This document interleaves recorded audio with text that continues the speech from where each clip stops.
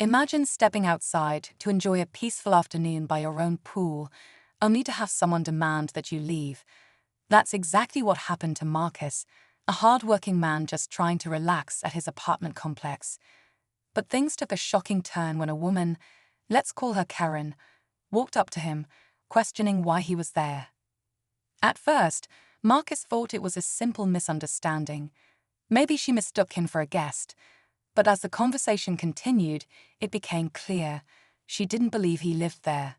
She insisted he prove his residency, even though she had no authority to ask. As tension built, other neighbors began to notice. Cameras started recording, and what happened next left everyone speechless. Was justice served? Did Marcus get the last word? Stay tuned, because this story takes an unexpected twist you won't believe. Marcus took a deep breath, trying to stay calm. He had lived in this complex for years, paid his rent on time, knew his neighbors, and even greeted the security guards regularly. Yet here he was, being questioned like a stranger in his own home. Karen crossed her arms, tapping her foot impatiently. "I've never seen you here before," she said, her tone sharp. "Are you sure you live here?" Marcus pulled out his key fob and held it up. "This unlocks the gate. What more do you need?" But Karen wasn't backing down. Instead, she scoffed. "That doesn't prove anything. Anyone could have that." By now, a small crowd had gathered. Some whispered among themselves, while others pulled out their phones to record. The tension in the air was thick. Just when it seemed like things couldn't get worse, Karen reached for her phone. And that's when everything changed. Karen's fingers hovered over her phone screen as she muttered, "Maybe I should call security." The way she said it made it clear. She wasn't asking for help. She was making a statement, a warning. Marcus let out a frustrated sigh. "Call them," he said firmly. "They know me." But before she could dial, another voice cut through the air. "Hey, what's going on?" A neighbor, Sarah, stepped forward, looking between the two. She lived a few doors down from Marcus and had seen him at the pool plenty of times. Karen turned to her, arms still crossed.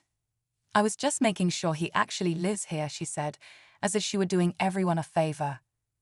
Sarah frowned. "Marcus has been here longer than I have. Why are you questioning him?" More neighbors chimed in, and Karen's confidence started to shake. But instead of backing down, she doubled down. "I just think we should all be careful," she insisted. Marcus clenched his jaw, trying to keep his cool. He had done nothing wrong, yet here he was, having to prove himself in front of his own community. And then, just as things reached a boiling point, security finally arrived. The moment the security guards stepped onto the pool deck, the energy in the air shifted. All eyes were on him as he adjusted his radio and approached. Karen immediately pointed at Marcus. "I don't think he lives here," she said, her voice filled with certainty. "He won't tell me his unit number." Marcus shook his head, his patience wearing thin. "Because I don't have to," he replied. "I live here. I pay rent. That should be enough." The security guard glanced at Marcus, then at Karen. "Sir, do you have your key fob?" Without hesitation, Marcus handed it over. The guard scanned it against the pool gate. A green light flashed. Proof that Marcus was exactly where he was supposed to be. For a brief moment, there was silence. Karen's face twisted in confusion. "That doesn't mean anything," she stammered. "People share fobs all the time." The crowd murmured. Some rolled their eyes, while others shook their heads. It was clear who was in the wrong, but Karen wasn't ready to admit it. Then, before anyone could respond, something unexpected happened. A familiar voice called out from behind the guard, and suddenly, the entire situation took a shocking turn. Everyone turned toward the voice. It was the apartment complex manager, Mr. Reynolds, walking briskly onto the pool deck. His expression was serious, his eyes scanning the tense crowd. "What's going on here?" he asked, his voice cutting through the murmurs. Karen immediately stepped forward. "I was just making sure he actually lives here," she said, gesturing toward Marcus. "I've never seen him before. and we need to be careful about who's using the amenities. The street was packed, the usual city noise humming in the background, when suddenly, all eyes turned to one heated exchange. A middle-aged woman, frustration etched on her face, pointed a finger at a black man and spat out the words, "Go back to Africa." Gasps rippled through the crowd. People paused mid-step, their conversations falling silent. The man, calm, composed, locked eyes with her. But instead of anger, something else flickered in his expression. For a moment, the tension was unbearable. Was he going to lash out? Walk away? The woman stood firm, arms crossed, waiting for a fight. But what happened next caught everyone, including her, completely off guard. His response was so powerful, so unexpected, that the entire crowd stood frozen. And then something incredible happened. Stay tuned, because this is one moment you won't want to miss. The crowd held its breath, waiting for his reaction.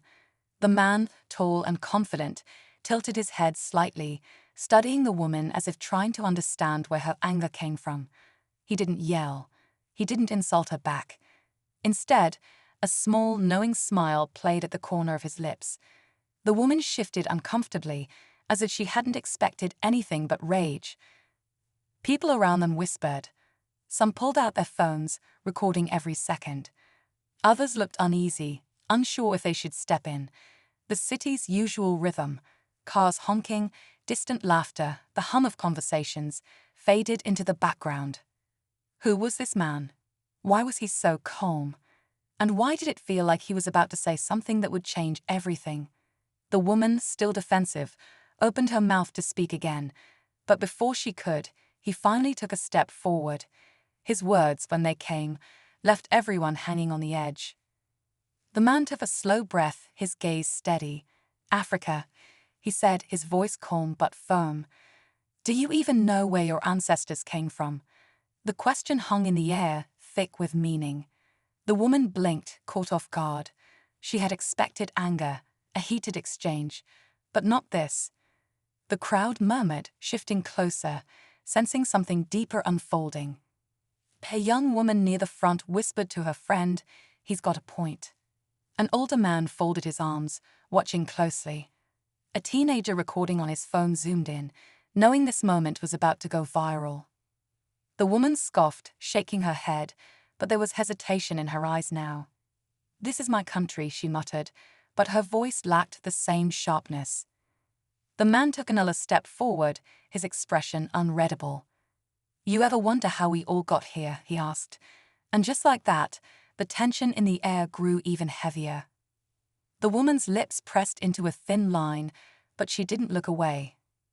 The crowd had grown, their attention locked on the man who now stood firm, his presence unshaken. His words weren't loud, but they carried weight.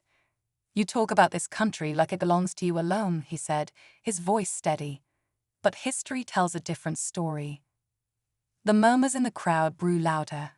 A man in a business suit frowned, arms crossed. A mother with her child on her hip watched with quiet intensity. Even a group of teenagers, normally distracted by their phones, seemed glued to the moment. The woman's hands balled into fists at her sides. "I know my history," she shot back. "I was born here. My family built this country." The man nodded slowly, as if he had been expecting that answer. Then, with a quiet certainty that sent chills through the air, he said, "So did mine." Silence. The weight of those 3 words settled over the street like a storm cloud about to break. The woman's face twitched, as if his words had struck something deeper than she wanted to admit. The crowd waited, hanging on to every second of silence. Then she laughed, a short, forced sound. "Oh, please," she scoffed, shaking her head. "That's not the same." But the man didn't flinch. He took another step closer, his eyes never leaving hers. "Isn't it?" he asked. "Who do you think built the roads, the buildings, the economy that gave your family a future here?" His voice remained calm, but there was something unshakable in it. "My ancestors' hands shaped this country just as much as yours did. Maybe more." The roar of the jet's engines wasn't the only thing heating up that day. What should have been a smooth, luxurious flight turned into a shocking confrontation when a private jet pilot decided to target one of his passengers, a self-made black millionaire, treating him with outright disrespect. At first, the insults were subtle, disguised as cold stares and dismissive tones. But within minutes, the situation escalated. The pilot, fueled by arrogance, made it clear he didn't believe a black man belonged on his aircraft. Other passengers watched in stunned silence, unsure of what to do. But just when it seemed like this millionaire would have to endure yet another moment of injustice, something unexpected happened. Karma doesn't wait, and on this flight,